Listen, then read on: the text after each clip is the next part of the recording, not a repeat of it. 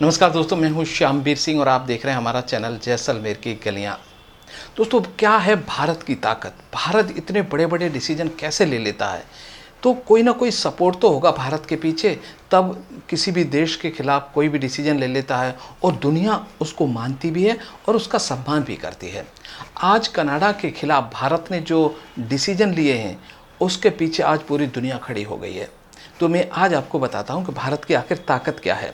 क्या भारत वास्तव में सुपर पावर बन गया है या बनने जा रहा है? तो ये दो सवाल हैं। तो आज मैं आपको भारत की क्षमताओं के बारे में बताता हूं। देखिए, कोई भी देश सुपर पावर कब बनता है? कोई भी देश सुपर पावर बनने के लिए सबसे बड़ी चीज़ होती है उसकी फौजी ताकत, यानी कितना सक्षम है दूसरे के आक्रमण झेलने के लिए। तो भारत के आसपास यूँ कहें कि एशिया में भारत इस समय चाइना के बाद दूसरे नंबर पे है। और भारत की हम आर्मी की बात करें तो दुनिया में भारत की जो थल सेना है वो भी दूसरे नंबर पे आती है। और अगर वायुसेना की बात करें तो वो चौथे नंबर पर है। और सबसे पहला नंबर अगर वायुसेना की बात करें तो अमेरिका, और फिर चाइना और रसिया की भारत से पीछे है। तो आज की तारीख में तीसरे नंबर पर भारत की वायुसेना आ चुकी है और थल सेना भी ज़बरदस्त यूँ कहें कि बढ़त हासिल कर चुकी है। और हमारी वायुसेना में और हम कहें नौसेना थोड़ी कमज़ोर मानी जाती थी, लेकिन इस समय हम चाइना की लगभग बराबरी करने जा रहे हैं। वायुसेना के अंदर हमारे ऐसे एयरक्राफ्ट शामिल किए जा रहे हैं और मुझे लग रहा है कि आसपास एशिया में किसी देश के पास भी नहीं है, चाइना के पास भी नहीं है। और हमारी क्षमता क्या है, मैं आपको बताने का प्रयास करता हूँ। कल जो हमारे वायुसेना के लिए एक कैरियर एयरक्राफ्ट है ना, वो शामिल किया गया। उसका नाम है C295। क्या खासियत है इसकी C295 की? दोस्तों, ये C295 ऐसा एक ट्रांसपोर्ट विमान है जो कि एक बहुत ही छोटी हवाई पट्टी पर उतर सकता है।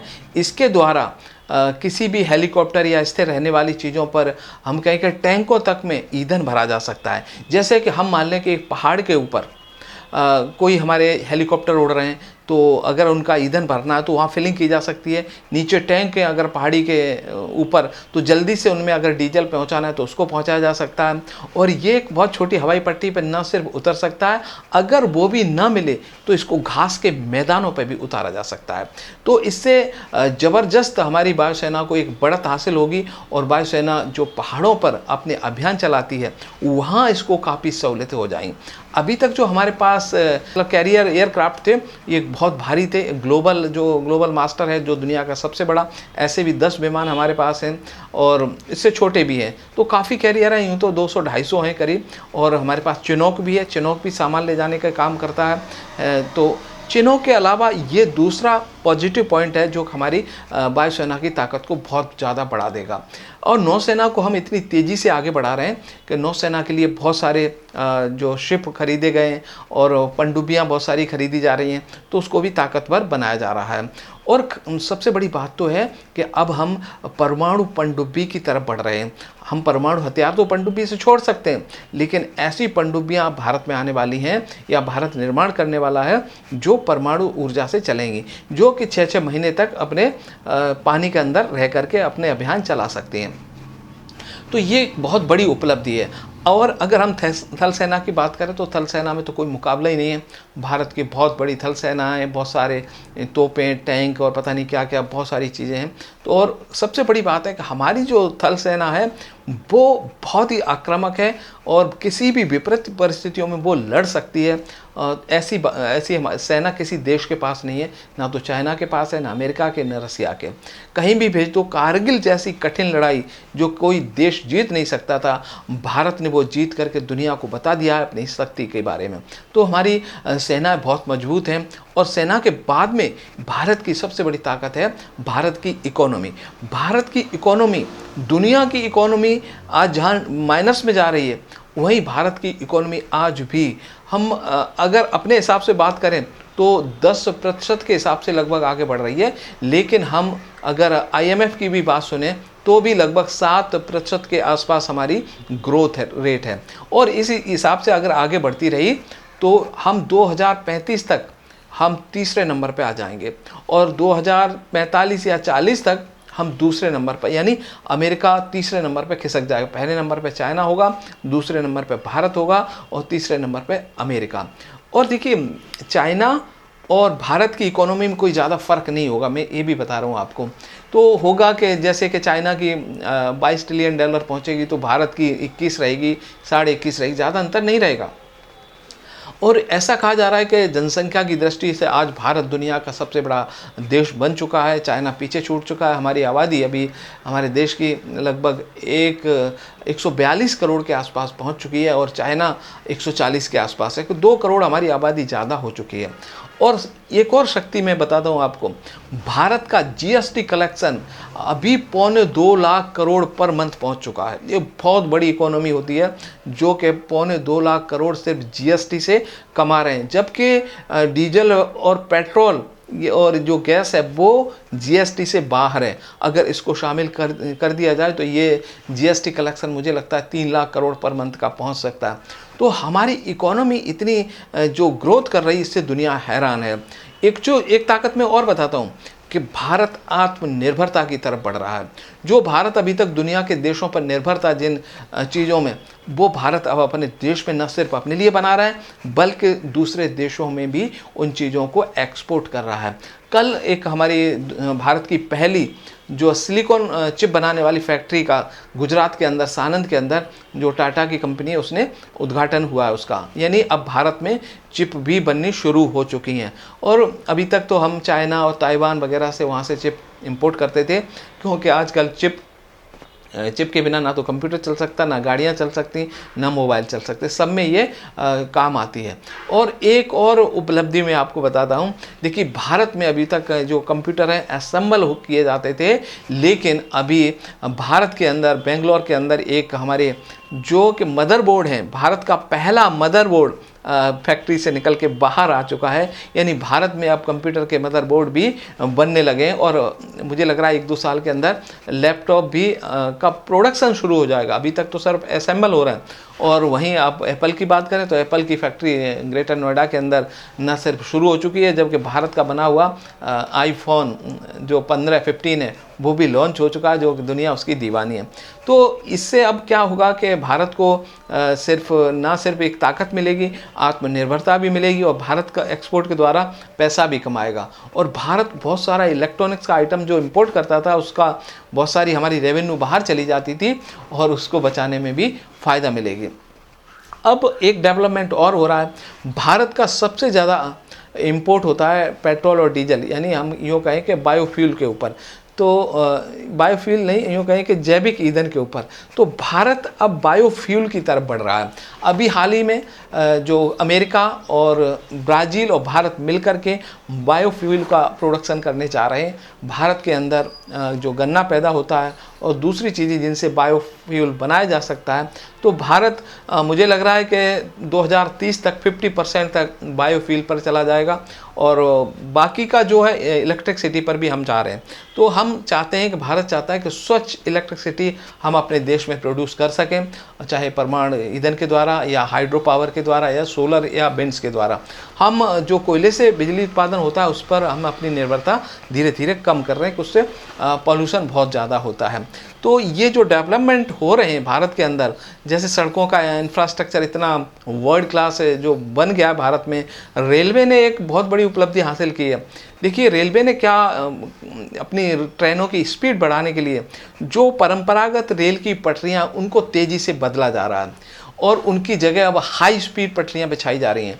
तो ये बदलाव बहुत जल्दी हो रहा है और मुझे लग रहा है कि 2035 तक नहीं तो 2040 तक पूरे देश की जो पटरियां हैं वो बदल दी जाएंगी। और उसमें ये जो अभी पटरियां नई जो डाली जा रही हैं उसमें 220 से 260 किलोमीटर तक ट्रेन की स्पीड होगी। और एक जो यूँ कहें कि महानगरों को जोड़ने वाले जो रूट हैं उन पर इस तरह से पटरियां डाली जा रही हैं कि उनकी स्पीड 300 किलोमीटर को पार कर सकती है। यानी उस पर इस तरह की ट्रेनें चलाई जा सकेंगी जिनकी स्पीड 300 किलोमीटर से भी अधिक हो सकती है। तो अभी हमारे जो दिल्ली मुंबई जो एक्सप्रेस वे है उस पर गाड़ियों की स्पीड 140 तक पहुंच चुकी है और जो दूसरे एक्सप्रेस वे हैं उन पर भी स्पीड हमारी 120 तक है। और एक और डेवलपमेंट बताता हूँ कि भारत में अब 2025 के बाद में सारी इलेक्ट्रॉनिक यूँ कहें इलेक्ट्रिकल व्हीकल चलेंगे ज़्यादातर, तो इसमें भी बदलाव हो रहा है। और एक फ्यूल और है हाइड्रोजन फ्यूल। तो अभी दिल्ली में कल एक बस लॉन्च हुई है और हमारे जो मिनिस्टर हैं हरदेव पुरी, उन्होंने एक हरी झंडी दिखाकर एक दिल्ली में बस जिसका हाइड्रोजन फ्यूल से वो चलती है। ये बड़ी उपलब्धि है क्योंकि हाइड्रोजन फ्यूल से चलाने वाली बस जो भारत में बनी है, इसमें 2 कंपनियां निर्माण कर रही हैं। एक तो टाटा कंपनी की अभी हाल ही में बनी है, दूसरा अशोक लीलैंड भी अपनी जो हाइड्रोजन फ्यूल से चलने वाली जो बसें बना रही है। और टाटा की इलेक्ट्रिक बसें तो काफ़ी दिन से दिल्ली के अंदर चली रही थी और वो सफलतापूर्वक चल रही हैं, बेंगलोर में चल रही हैं, मुंबई में लॉन्च हो चुकी हैं। तो टाटा ने इलेक्ट्रिक बसों के साथ साथ हाइड्रोजन फ्यूल से चलने वाली बसों को भी लॉन्च करना शुरू कर दिया है। तो भारत की यही ताकत है, आत्मनिर्भरता। और यहाँ का जो युवा है पढ़ा लिखा, और वो जिस तेज़ी से देश के लिए काम कर रहा है, चाहे तो इलेक्ट्रॉनिक्स का क्षेत्र हो, चाहे सॉफ्टवेयर का क्षेत्र हो, और चाहे अपना हम यूँ कहें कि स्टार्टअप हो। भारत के स्टार्टअप इतनी तेज़ी से आगे बढ़ रहे हैं और देश को आगे बढ़ाने में मदद मिल रही है। जैसे कि अभी चंद्रयान जो भारत ने भेजा था, उसमें भी बहुत सारे स्टार्टअप हैं भारत के, उन्होंने काफ़ी चीज़ों का निर्माण किया था। अंत में एक चीज़ मैं और आपको बताता हूँ, आप सोच रहे होंगे कि भारत ने सूर्य के अध्ययन के लिए जो आदित्य L1 का प्रक्षेपण किया है, उसका भारत के लिए क्या महत्व है। तो देखिए, जो आदित्य L1 गया है जिस स्थान पर, वहाँ से सूर्य के विकिरण का अध्ययन करेगा, सूर्य का अध्ययन करेगा और सूर्य के आंकड़े हमें देगा। इसका एक फ़ायदा और है, वो सीक्रेट फ़ायदा ये है कि भारत अब सक्षम हो गया है कि पृथ्वी पर कहीं भी कोई भी यदि परमाणु हथियार हैं तो उनका पता आदित्य L1 के जरिए आसानी से लगाया जा सकता है। जब सूर्य बहुत दूर है आदित्य L1 से, वहाँ से विकिरण वो पढ़ सकता है, पता लगा सकता है, तो पृथ्वी से तो कितना आसान है। तो यहाँ से लगभग 15 लाख किलोमीटर की दूरी पर जो आदित्य L1 है, और वहाँ से ये पृथ्वी पर कहीं भी यदि कोई परमाणु हथियार है तो उसका आसानी से ये बता देगा इस जगह पर परमाणु हथियार मौजूद है। तो ये टेक्नोलॉजी अमेरिका के पास पहले से ही थी और भी कई देश ऐसे प्रयोग कर रहे हैं। तो जो ऐसे मकसद होते हैं दूसरे ग्रहों के अध्ययन के लिए, इसके पीछे कोई ख़ास मकसद छुपा रहता है। तो आदित्य L1 के पीछे जो हमने खर्चा किया है वो है यही है कि मान लो हमारे पड़ोस में पाकिस्तान कहीं परमाणु हथियार कहीं छुपा के रखें तो उसका भी हम इसके ज़रिए पता लगा सकें। तो आज की तारीख में भारत एक यूँ कहें उभरती अर्थव्यवस्था, न सिर्फ अर्थव्यवस्था है, न कि और एक ग्लोबल पावर के रूप में भी भारत उभरा है। और मुझे लग रहा है कि हमारी जो लीडरशिप है अगर ऐसे ही काम करती रही तो 2035 तक हम वर्ल्ड की नंबर 1 पावर भी बन सकते हैं। और क्योंकि चाइना जिस तरह से उसकी ग्रोथ गिर रही है, इससे लग रहा है कि आने वाले समय में ये गद्दी नंबर 1 की अमेरिका के बाद भारत को ही मिलने वाली है। चलिए, बहुत बहुत शुक्रिया। आपका देश, हमारा देश, सब मिलकर इसको आगे बढ़ाएंगे। और देश में जो पीछे धकेलना चाहते हैं, जो ऐसे तत्व हैं पूरी दुनिया में, वो देश को आगे बढ़ता नहीं देखना चाहते, तो उनसे हमें सावधान रहने की ज़रूरत है। आपको, सबको, हमको जहाँ भी ऐसे तत्व नज़र आएँ तो तुरंत उसको सूचना दे करके और उनका सही जगह पर उनको पहुंचाने का ये हमारा काम है। ये तभी संभव हो पाएगा, हम 142 करोड़ हो चुके हैं, हमारी 142 करोड़ आंखें देश की सुरक्षा के लिए काफ़ी है। और कहीं भी कोई असामाजिक तत्व हमें मिलेगा तो किसी भी कीमत पर अपनी जान की बाजी लगाकर भी हम अपने देश को नुकसान होने नहीं देंगे। ये हम आपसे वादा करते हैं, आपको भी हमसे ये वादा करना होगा कि अपनी देश की सुरक्षा के लिए हम तत्पर रहेंगे, तैयार रहेंगे, चाहे कुछ भी हो जाए, तभी हम दुनिया की नंबर 1 ताकत बन सकेंगे। जय हिंद दोस्तों, कल फिर आऊँगा और ऐसी ही अद्भुत जानकारियों के साथ में आप रहिएगा मेरे साथ। बस आप रहते हो तो अच्छा लगता है, लाइक करते हो हमारे वीडियो तो मुझे लगता है कि शायद मुझे और मेहनत करने की ज़रूरत है। कोई कमी हो, आप कुछ क्या देखना चाहते हैं, कैसी जानकारी चाहते हैं, तो आप कमेंट्स कर सकते हैं, वो जानकारी हम आपके साथ ज़रूर शेयर करेंगे। और अब मुझे दीजिए कल तक के लिए इजाज़त, कल फिर आऊँगा एक नया वीडियो लेकर। तब तक नमस्कार।